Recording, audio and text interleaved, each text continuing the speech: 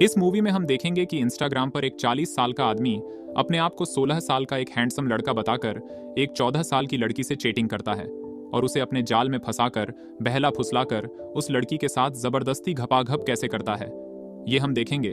और दोस्तों, अगर आपको ये मूवी हिंदी डब में देखनी है तो कमेंट बॉक्स में आपको हमारे टेलीग्राम चैनल का लिंक मिल जाएगा, तो आप हमारी चैनल ज्वाइन करके ये मूवी देख सकते हो। कहानी की शुरुआत में हम एक 14 साल की लड़की एना को देखते हैं जो कि म्यूजिक सुनते हुए अपने लिए जूस बना रही होती है और साथ ही वो किसी चार्ली नाम के लड़के के साथ इंस्टा पर चैटिंग करते हुए बात भी कर रही थी।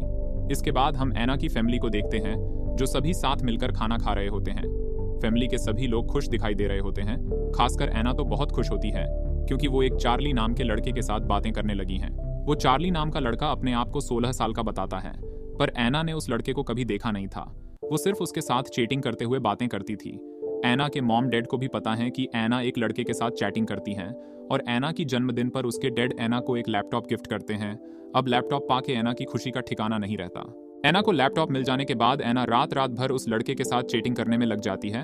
एना को चार्ली के साथ बात करते हुए बड़ा मजा आ रहा होता है और एक रात जब वो अपने कमरे के अंदर होती है तो वो लैपटॉप के जरिए चार्ली को अपने फोटो सेंड करने लग जाती है। फिर अगली सुबह जब एना चार्ली के साथ बात कर रही होती है तब चार्ली एना को बताता है कि वो 16 साल का नहीं बल्कि 20 साल का है।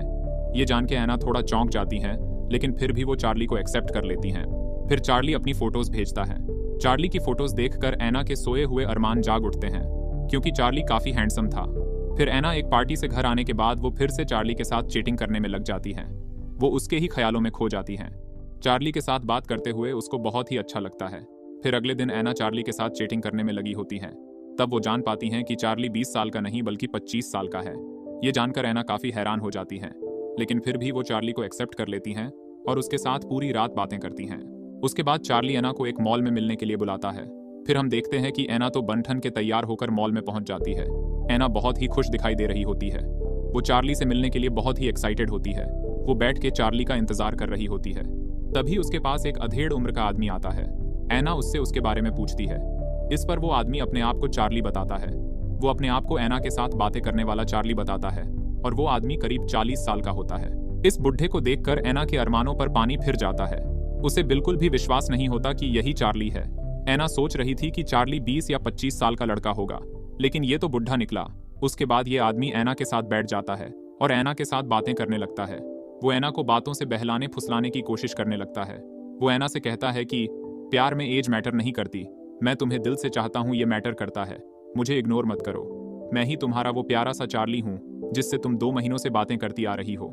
ये बुढ़ा अपने आप को एना का बॉयफ्रेंड बता रहा होता है और ये आदमी अपने टैलेंट से एना के साथ चिकनी बातें करते हुए एना को बहला फुसला के मना ही लेता है और अपनी बातों से बहला फुसला कर एना को पटाने में कामयाब हो जाता है।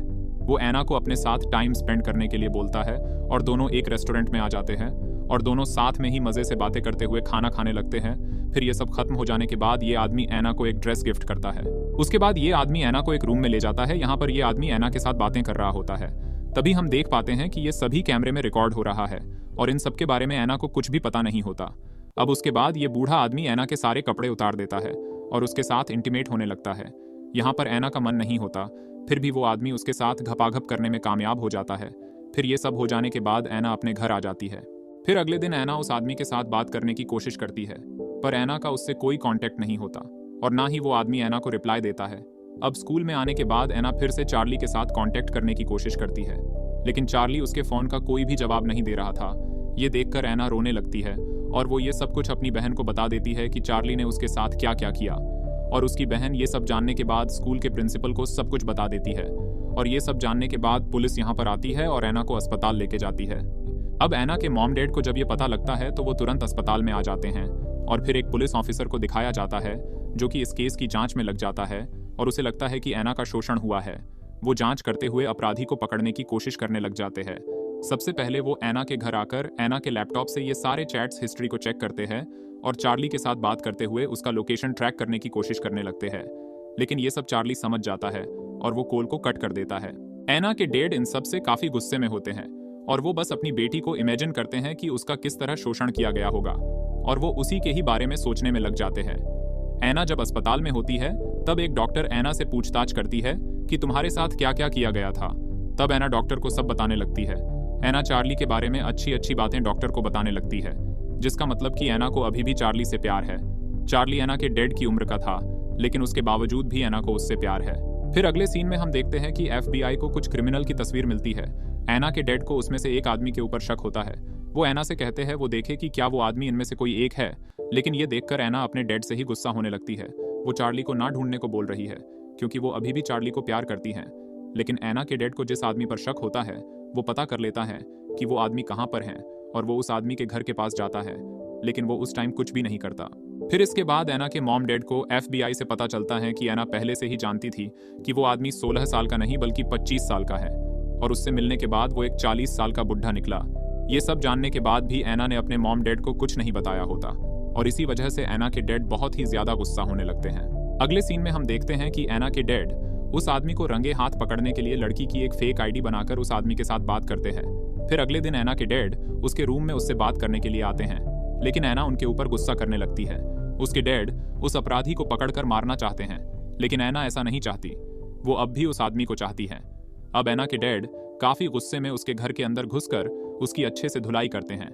वो उसे जान से मारना चाह रहे होते हैं, पर आखिर में वो ऐसा नहीं करते। अब इसके बाद हम एना को देखते हैं, जहां एना ये सब भूलकर आगे बढ़ना चाहती हैं, और हम देखते हैं एना वॉलीबॉल मैच खेल रही होती है, और वहीं पर एना की मॉम डैड एना का मैच देख रही होती है।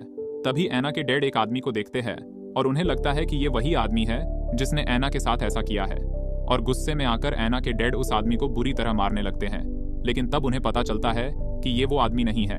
अब इस बात से एना अपने डैड से बहुत गुस्सा हो जाती है, क्योंकि एना ये सब कुछ भूलना चाहती है, लेकिन उसके डैड ने ये सब करके उसको फिर से याद दिला दिया। अब अगले सीन में जब एना स्कूल में होती है, तो उसको पता चलता है कि उसकी फोटोज के साथ किसी ने छेड़छाड़ करके गंदी वेबसाइट के ऊपर अपलोड कर दिया है। ये देखकर एना काफी डरने लगती है, और घबराई हुई एना तुरंत अपने घर आ जाती है। घर पर उसके डैड होते हैं, पर एना सीधे अपने कमरे में आ जाती है। कमरे में आकर एना करने का सोचती है, और वहीं उसके डैड खाना बना रहे होते हैं, और उनको तो ये भी पता नहीं होता कि एना अपने कमरे के अंदर है। तभी उसकी वाइफ का कॉल आने के बाद उसे ये पता चलता है कि एना सुसाइड करने जा रही हैं। अब ये जानकर एना के डैड बिना समय गवाए तुरंत एना के कमरे की तरफ जाते हैं, और देखते हैं कि दरवाजा अंदर से लॉक होता है। तो किसी तरह से वो दरवाजे को तोड़ते हैं और अंदर जाते हैं। तब वो देखते हैं कि एना की हालत काफी सीरियस होती है, क्योंकि उसने कुछ गोलियां खा ली थी।